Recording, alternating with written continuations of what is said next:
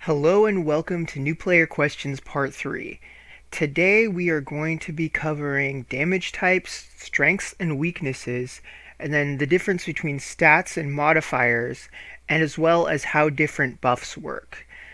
We're going to begin with a little bit about elements. The basic part is obvious, but there's a couple of details in elements as well as exploiting the weaknesses in elements that I think is worth covering.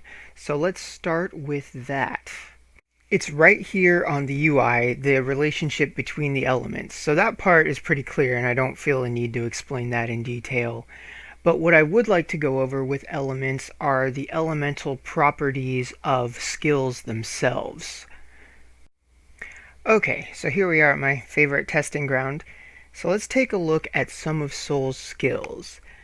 Get in range of a few different units. So now we see for some of them, all of his have dark elemented as their typing. Some attacks have them, some of them don't. But in his case, he has a lot of what you would call on-element skills, which is always good for doing damage, especially when it is against the right element, which, as we notice, it damages Olga, the light elemented unit, so much more than the rest of them. And what's at play here is Soul's innate element of dark going against her innate element of light, but then also stacking damage from the attack itself. So you're kind of doubling up on the elemental damage. Okay, so now I'm going to run through a series of turns that leads to a very large damage output. So this is kind of the outcome of the things that I've explained so far / will explain later. So if we remember the earlier Soul's attack was going to do 7,000 damage. We're going to boost that by quite a bit. With Little Ouroboros' strong versus light buff, plus the buff that Soul's Plasma Burst is going to apply to himself for his MATK stat, which is the primary damage stat for those moves. So therefore we've got two different buffs coming from two different types. Because you can't stack multiple buffs of the same type, it'll only go with the highest value that it reads. But what you can do are combine different types, which is what we're doing here. If we were going to be like extra swagified, we'd have like add a magic attack up buff on it, or possibly a magic damage debuff to the enemy, which these kinds of setups are common for raids. But now, when we get back to Soul, we're going to look at what his damage output would be, whereas previously it was 7,000. With the same attack and the two buffs, we'll see that it's doubled, which is pretty impressive. And you could get that up higher because in this case the M-Attack buff is stackable. And then if you had something like Arcane Errati, you could make that even more insane. We ended up settling on 15, but let's move on to the next segment. Now we're going to talk about damage types. I have a graphic up here that showcases both the input types and the output types of the damage. Now, if you want to look at these for any individual character when you're in the unit menu and you're looking at skills, you'll usually see any of the relevant icons on the skill name. This is what they are. So for physical and magical, these are indicating how the attack will scale. Like most cases, physical scales off of P attack and magical scales off of M attack. But there are exceptions, like Magic Meisters do physical damage that scales off of M attack for some reason. And then after that comes the attack type, be it slash, magic, pierce, strike, or missile.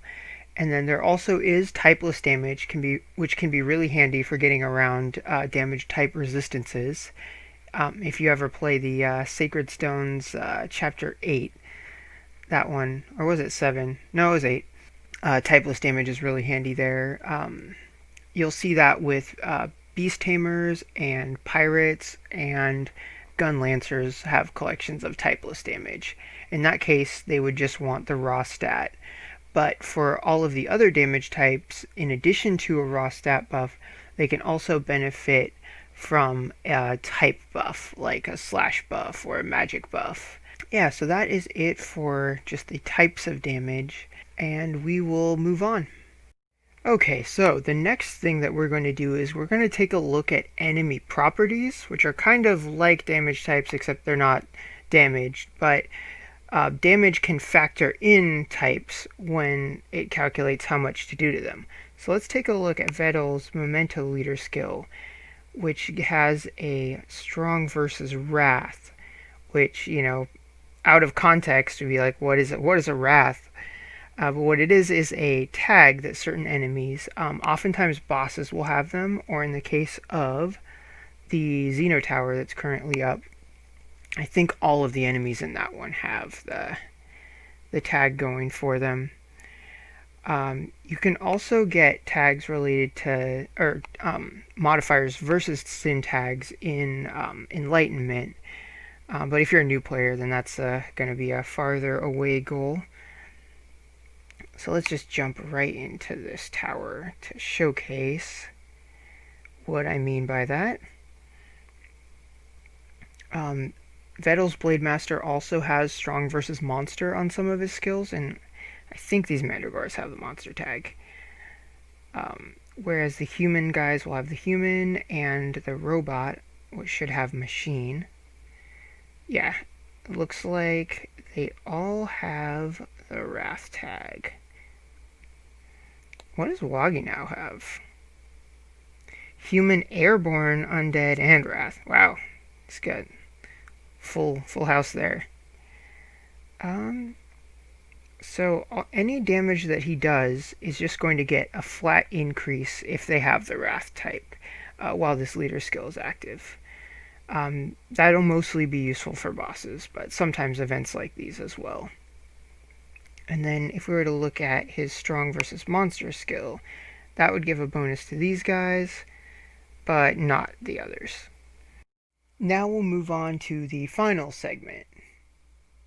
And for the final part of this video, we're going to be taking a look at a combination of the things that we've learned so far in this boss battle. I've equipped everyone with gears that either make them strong versus fire for water attacks, or just strong versus sloth. Didn't have a memento leader skill for it. I sped up the video because it was kind of long, and I think I can summarize it faster than just waiting it to play out in real time. So Shayna's going to be the main damage dealer here. She's going to punch her way to glory.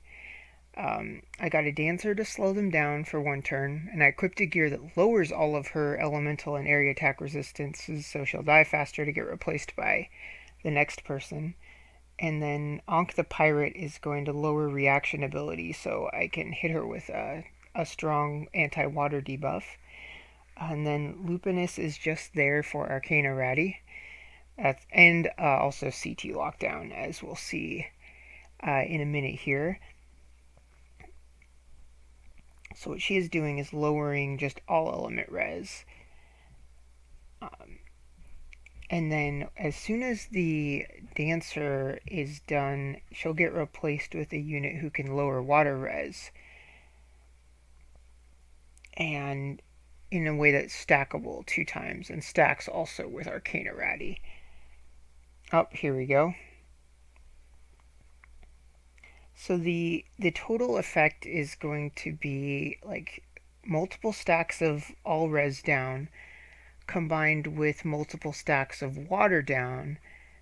So that way when Shayna does her big attack, which her strike res will have been lowered by the crystal, and then her Overlord Battle Trance will do strong versus human as well. All of that will combine to be a lot of damage, which we will see very shortly. And then to help get this done before the turn limit runs out, Lupinus has been spamming Black Hole to reduce her CT down. I'm not sure how necessary that was. Oop, yeah, there goes 100k. But I just didn't want to have the battle end before I was done showcasing how much damage Shayna can do.